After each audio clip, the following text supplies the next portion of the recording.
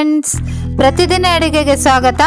ನಾನಿವತ್ತು ರವೆ ವಡೆ ಮಾಡ್ತಾ ಇದ್ದೀನಿ. ಕ್ರಿಸ್ಪಿಯಾಗಿರೋ ಅಂತ 2 ಕಪ್ ರವೆ ತೊಗೊಂಡಿದ್ದೀನಿ. ಬಾಂಬೆ ರವೆನ ಒಂದು ಬೌಲಲ್ಲಿ ಹಾಕ್ತಾ ಇದ್ದೀನಿ. ನೀವು ಉಪ್ಮಾ ರವೆ ಕೂಡ ಯೂಸ್ ಮಾಡ್ಬೋದು. 2 ಕಪ್ ರವೆಗೆ ಅರ್ಧ ಕಪ್ ಅವಲಕ್ಕಿನ ಜಾರ್ನಲ್ಲಿ ಹಾಕಿ ತರ್ತರಿಯಾಗಿ ಪೌಡ್ರ್ ಮಾಡ್ಕೊಳ್ತಾ ಇದ್ದೀನಿ. ನೋಡಿ, ಈ ಥರ ತರ್ತರಿಯಾಗಿ ಪೌಡ್ರ್ ಮಾಡ್ಕೊಂಡಿದ್ದೀನಿ ಅವಲಕ್ಕಿನ.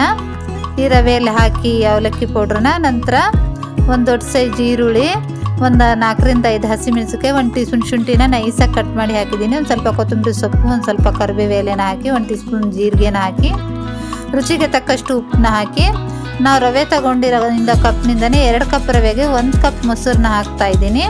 ನಂತರ ಸ್ವಲ್ಪನೇ ನೀರು ಹಾಕ್ಕೊಂಡು ಈ ಥರ ತಿಕ್ಕಾಗಿ ಹಿಟ್ಟನ್ನ ಕಲಸಿ, ಜಾಸ್ತಿ ತೆಳು ಇರಬಾರ್ದು. ನೋಡಿ, ಈ ಥರ ತಿಕ್ಕಾಗಿ ಕಲಸಿದ್ದೀನಿ. ನಂತರ ಒಂದು ಮುಚ್ಚಿ ಒಂದು 10 ನಿಮಿಷ ಸೆಟ್ ಆಗೋಕ್ಕೆ ಇಟ್ಬಿಡಿ. 10 ನಿಮಿಷ ಆದ ನಂತರ ಚೆನ್ನಾಗಿ ಸೆಟ್ ಆಗಿದೆ. ಒಂದು 2 ಚಿಟಿಕೆಯಷ್ಟು ಅಡುಗೆ ಸೋಡಾನ ಹಾಕಿ ಚೆನ್ನಾಗಿ ಮಿಕ್ಸ್ ಮಾಡ್ಕೊಳ್ಳಿ. ನಂತರ ಒಂದು ಕಾಟನ್ ಬಟ್ಟೆ ತೊಗೊಂಡಿದ್ದೀನಿ. ಒಂದು ಬೋಲ್ಗೆ ಈ ಥರ ಮಾಡ್ಕೊಳ್ಳಿ. ಸ್ವಲ್ಪ ಕಾಟನ್ ಬಟ್ಟೆನ ತ್ಯಾವ ಮಾಡ್ಕೊಳ್ಳಿ ನೀರಿಂದ ಈ ಥರ. ನಂತರ ಚಿಕ್ಕ ಬೋಲ್ ಮಾಡಿಕೊಂಡು ಈ ಥರ, ಜಾಸ್ತಿ ದೊಡ್ಡದು ಮಾಡ್ಕೋಬೇಡಿ. ನಂತರ ಈ ಥರ ಮೀಡಿಯಮ್ ಥಿಕ್ನೆಸ್ ಇರಬೇಕು. ಈ ಥರ ಚೆನ್ನಾಗಿ ತಟ್ಟಿ ನಂತರ ಮಧ್ಯದಲ್ಲಿ ಹೋಲ್ ಮಾಡಿ ರೌಂಡ್ ಶೇಪ್ ಮಾಡಿ, ನಂತರ ಎಣ್ಣೆ ಬಿಸಿ ಇಟ್ಟಿದ್ದೀನಿ. ಎಣ್ಣೆ ಚೆನ್ನಾಗಿ ಬಿಸಿ ಆದ ನಂತರ ಉರಿನ ಮೀಡಿಯಮ್ ಇಡಿ. ಈ ವಡೆನ ಇದರಲ್ಲಿ ಹಾಕಿ ಒಂದು ಕಡೆಯಿಂದ 1ರಿಂದ 2 ನಿಮಿಷ ಬೇಯಿಸಿ.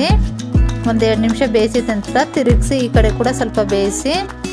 ಉರಿನ ಜಾಸ್ತಿ ಇಡಬೇಡಿ, ಇಲ್ಲಾಂದರೆ ಹಸಿ ಹಸಿಯಾಗಿರುತ್ತೆ, ಕ್ರಿಸ್ಪಿ ಆಗೋದಿಲ್ಲ. ಮೀಡಿಯಮ್ ಉರಿಯಲ್ಲಿ ಬೇಯಿಸಿ 2 ಕಡೆ ತಿರುಗಿಸ್ತಾ ಚೆನ್ನಾಗಿ ಗೋಲ್ಡನ್ ಬ್ರೌನ್ ಕಲರ್ ಆಗೋವರೆಗೂ ಫ್ರೈ ಮಾಡ್ಕೊಳ್ಳಿ. ನೋಡಿ, ಚೆನ್ನಾಗಿ ಗೋಲ್ಡನ್ ಬ್ರೌನ್ ಕಲರ್ ಆಗಿದೆ. ಇಷ್ಟಾದರೆ ಸಾಕು, ತೆಗೆದ್ಬಿಡಿ. ಎಲ್ಲ ವಡೆ ಇದೇ ಥರ ಫ್ರೈ ಮಾಡ್ಕೊಳ್ಳಿ. ಕೊಬ್ಬರಿ ಚಟ್ನಿ ಜೊತೆ ಸರ್ವ್ ಮಾಡಿ. ತುಂಬಾ ರುಚಿಯಾಗಿರೋಂಥ ಈ ಕ್ರಿಸ್ಪಿಯಾಗಿರೋಂಥ ವಡೆನ ಖಂಡಿತ ಟ್ರೈ ಮಾಡಿ.